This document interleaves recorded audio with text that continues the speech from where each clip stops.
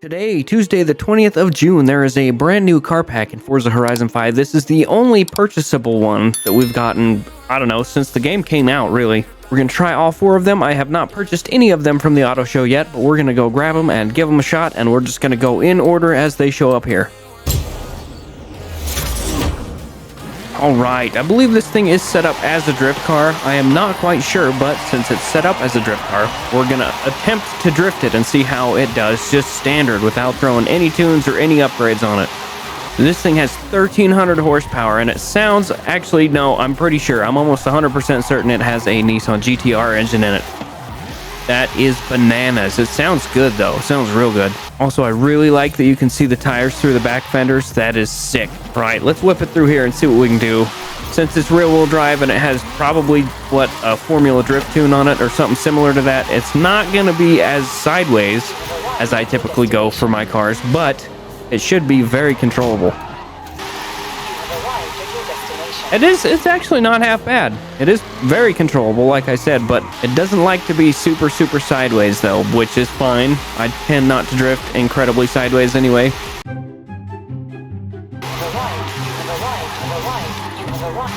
Damn it!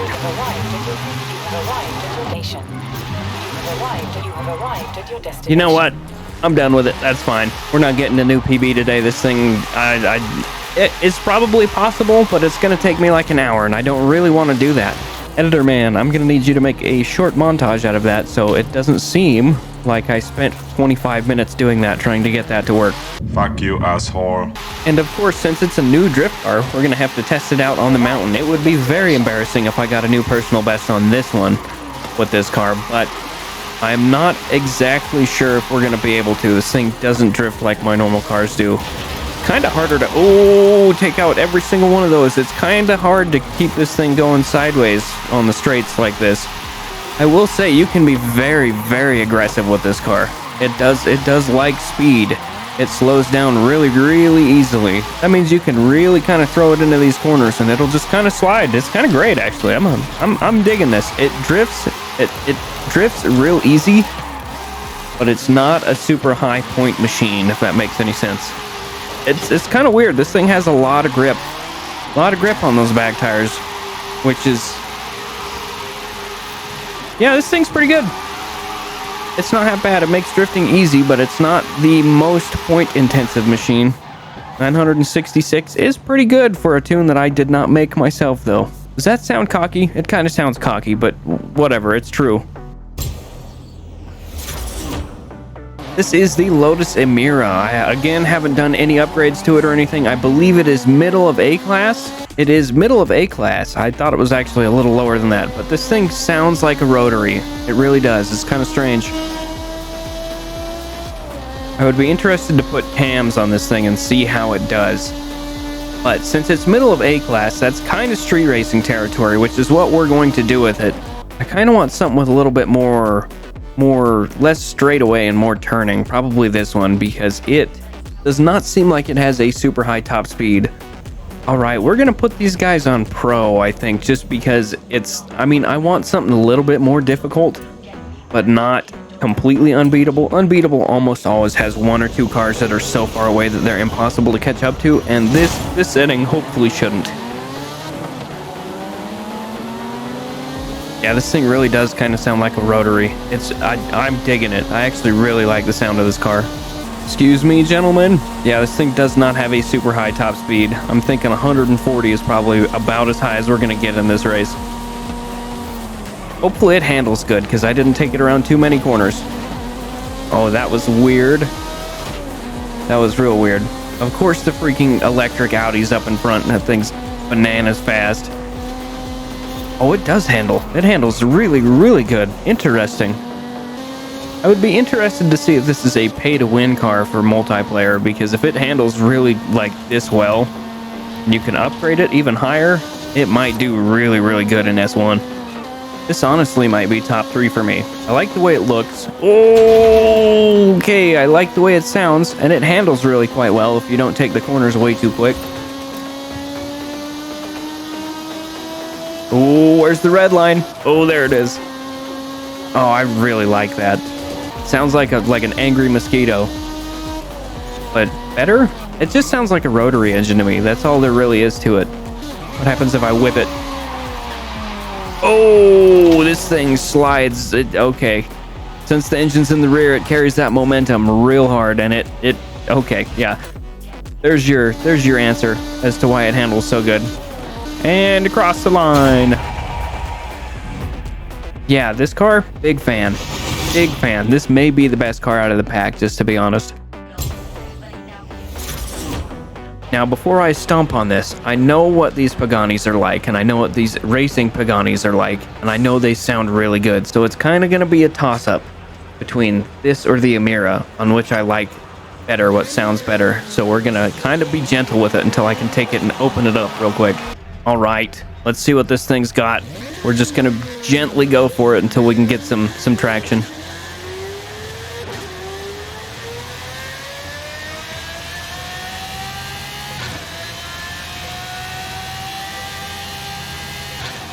It sounds very much like the Zonda R, which is really quite good, but I was expecting a little bit more. I don't know why I was expecting more, but again, this is an S2 car.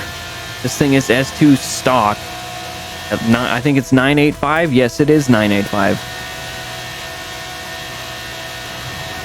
This is going to be another one of those really, really good S2 cars. I'm almost certain of it. Damn, this thing has good brakes. Okay, let's go find us a track to drive this thing on to see how it does. I'm actually thinking the track around the stadium would be pretty good. All right, here we go. We are still on pro difficulty. Just listen to this thing idle for a second. It kind of sounds like a V8 when it's idling, but obviously it's a V12. Here we go. Let's see what she's got.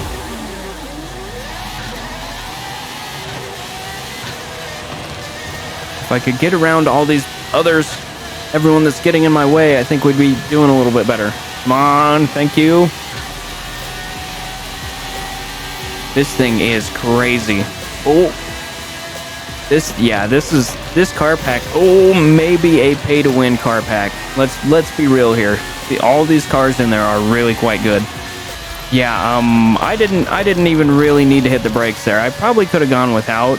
Maybe not there at the end, but most of that corner was pretty solid without any brakes. Let off the gas, just coast through there. Very nice. Very nice indeed. Oh, it's an Apollo. Is it an Apollo? Yes, it is. Interesting. If I wouldn't have been fighting behind those AI for the first part of the race, we would definitely be in first. This car is incredibly good. Holy cow. This might be a pay-to-win pack. Really might be a pay-to-win pack. This is the Saleen Sport Truck XR Black Label. I have to say that before I forget, because I'm just going to call it the Saleen F-150 from now on. 700 horsepower, give or take. That's got to be pretty close, right? Yep, 700 exactly.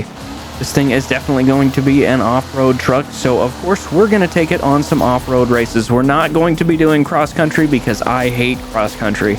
In fact, we're probably even going to go to the Rally Adventure map and do that one race on there that has a lot of sand, because I am eager to see what this thing does in the sand. All right, here we are. We are still on pro difficulty, and we're going to be racing in the sand, and I forget I have to listen to this person the entire time. I should have stayed on the other map, just to be real. That's how much I hate the stupid announcers for the races. It's super annoying. Get rid of the helicopter, get rid of the announcers, everything. Just lose it. I hate that there are so many off-road Fords in this game that all you ever hear is the twin-turbo V6. Like, every time you race, that's all you hear, unless you're up in front by yourself in a different car. But, like, it's nothing but Broncos, basically, it seems. So far, this thing is doing quite well in the sand. It is, of course, very slippery. That's what sand is. And, of course, we can't really see anything because there's a damn helicopter shining a light on us, which I hate. Excuse me, sir, just let me get up in first, and as soon as I get in first, we'll cut to the next race that we're going to go back to Mexico and do, because I hate it here. Alright, I think we're going to do the Desierto Trail, which in Spanish means Trail of Desert. Okay, let's see what this thing is like with just a little bit of road mixed in as well, because we were in sand and dirt entirely last race. Come on, truck. Come on, baby. Oh, that's an electric F-150 we just passed. I couldn't figure out what that noise was. Oh, cut that corner ever so slightly just to get in front of him. That was a nice move, if I do say so myself. Maybe this thing's just really not good on the road, which is why we're in third instead of winning. Interesting. Well, we are up in the third. I don't think we're going to make it in the first place, but this thing does perform pretty well on dirt. The road, I mean, it's about the same as all the others, but it performs quite well on dirt. All right, ladies and gentlemen, that was the Horizon Racing car pack. Let me know if you liked this video by leaving a like, subscribe, comment, whatever. And I'm probably going to be doing a more in-depth video on each one of these cars here in the next couple days, probably next week or so. So make sure to stick around, and I will see you in the next video. Goodbye.